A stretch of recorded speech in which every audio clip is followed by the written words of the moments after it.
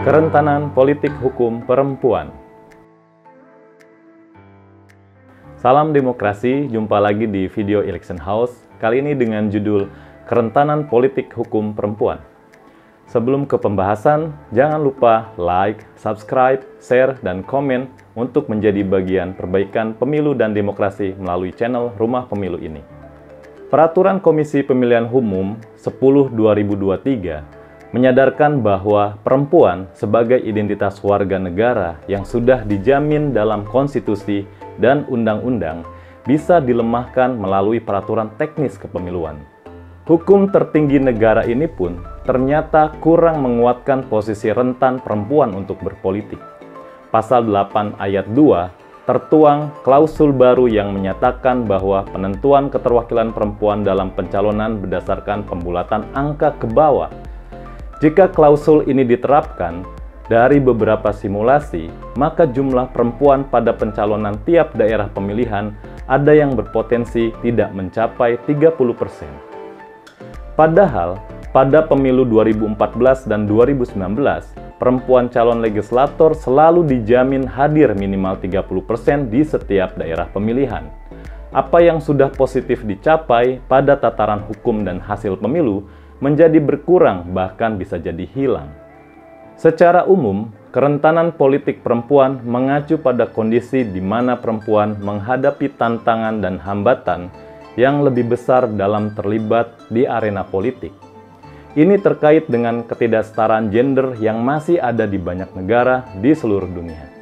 Perempuan seringkali mengalami diskriminasi, stereotipe, dan penghalangan dalam mengakses, mempengaruhi, dan berperan dalam proses politik. Sayangnya, masih banyak pihak yang meragukan adanya kerentanan politik perempuan. Padahal, bentuk kerentanan politik perempuan merupakan hal yang nyata. Kenyataan ini ada dalam bentuk kekerasan politik, ketidaksetaraan akses, stereotipe gender, dan kurangnya representasi. Yang paling nyata secara fisik adalah adanya kekerasan politik. Perempuan sering menjadi sasaran kekerasan politik, termasuk ancaman, pelecehan, atau kekerasan fisik lainnya. Ini dapat menciptakan iklim yang tidak aman bagi perempuan yang ingin terlibat dalam politik atau mencalonkan diri untuk jabatan politik. Kekerasan semacam itu juga dapat digunakan sebagai alat untuk mengintimidasi dan mencoba menjauhkan perempuan dari arena politik. Dalam ketidaksetaraan akses, perempuan seringkali menghadapi kesulitan dalam mengakses kehidupan bernegara dibanding lelaki. Misalnya dalam mengakses pendidikan politik, sumber daya finansial, pelatihan, dan jaringan politik yang diperlukan untuk terlibat dalam politik. Ini dapat membuat perempuan kurang siap untuk terlibat dalam arena politik dan mempengaruhi keputusan politik. Dalam stereotipe gender, masyarakat dapat membatasi peran perempuan dalam politik. Dibanding lelaki, perempuan sering dianggap kurang mampu, kurang berpengalaman, atau kurang tegas dalam mengambil keputusan politik. Stereotipe ini dapat mengurangi dukungan terhadap perempuan dalam politik dan membuat mereka kurang dipercaya sebagai pemimpin. Kenyataan yang berwujud hasil adalah kurangnya representasi. Perempuan seringkali kurang terwakili dalam lembaga-lembaga politik dan dalam posisi kekuasaan. Jumlah perempuan yang terpilih dalam jabatan politik, seperti parlemen atau kepala negara, biasanya lebih sedikit dibanding lelaki. Kurangnya representasi ini dapat mengurangi kemampuan perempuan untuk mengadvokasi kepentingan mereka dan mempengaruhi keputusan politik yang berdampak pada kehidupan mereka. Kesadaran kerentanan politik perempuan itu mendorong segelintir orang dari ragam pemangku kepentingan di Indonesia menguatkan posisi perempuan dalam reformasi hukum. Seiring dinamika reformasi menyertai proses amandemen, konstitusi, dan revisi banyak undang-undang, dicapai sejumlah undang-undang dan ketentuan hukum yang menguatkan posisi perempuan. Di antaranya adalah kuota gender, kuota pemilu, apresiasi anggaran, serta pendidikan dan pelatihan. Kuota gender nyata diwujudkan dalam undang-undang partai politik. Bentuknya adalah kewajiban bagi tiap partai politik untuk menjadi badan hukum harus mempunyai perempuan minimal 30% dalam pengurus. Hal ini dimaksudkan untuk memastikan adanya representasi perempuan yang setara dalam daftar calon legislatif.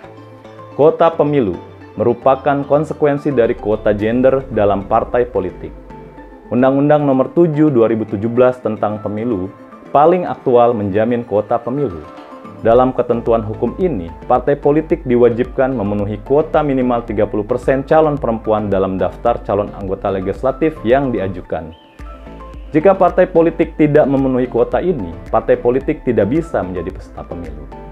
Afirmasi hukum dalam bentuk anggaran pun diberlakukan. Ini bisa menjadi apresiasi yang bisa dimanfaatkan partai politik. Adanya perempuan caleg di partai politik mendorong penerimaan anggaran kuota gender dari berbagai peraturan perundang-undangan dan dari berbagai lembaga negara. Program pendidikan dan pelatihan jadi bagian bentuk afirmasi anggaran. Dengan adanya anggaran pemerintah untuk perempuan yang wujudnya adalah pendidikan dan pelatihan bagi perempuan politik, ini akan menjadi bagian hukum yang menguatkan posisi perempuan. Dari berbagai afirmasi hukum perempuan politik itu, jumlah perempuan meningkat dalam partisipasi politik. Dalam pencalonan pemilu legislatif, perempuan hadir lebih dari 30% sebagai calon legislatif di seluruh partai politik dan di seluruh daerah pemilihan. Afirmasi ini membuahkan tren peningkatan pada keterpilihan perempuan masuk ke parlemen.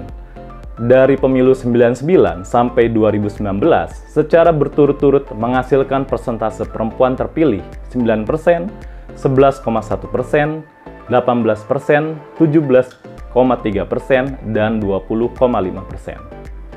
Dari tren peningkatan itu, bukan berarti sudah menempatkan perempuan setara dengan laki-laki. Secara jumlah, bukan hanya masih jauh dari angka setara 50%, tapi juga belum mencapai minimal 30%. Pada keadaan ini, KPU malah mengeluarkan PKPU 10/2023 yang lebih menghambat perempuan untuk bisa cukup mewakili dalam pencalonan dan keterpilihan. Semua hal tersebut menyadarkan kita bahwa peningkatan afirmasi hukum politik perempuan menyerta peningkatan kuantitasnya ternyata tidak otomatis mengurangi ketidakadilan politik. Politik patriarkis malah bisa menguat. Jika pada tataran konstitusi dan undang-undang pemilu tidak bisa, peraturan teknis seperti PKPU bisa diintervensi melemahkan politik perempuan. Jika identitas warga bernama perempuan yang sudah banyak dijamin afirmasi hukum saja masih rentan, apalagi identitas warga marginal atau minoritas lainnya. Demikian video Election House kali ini. Jangan lupa like, comment, share, dan subscribe. Sampai jumpa. Salam demokrasi.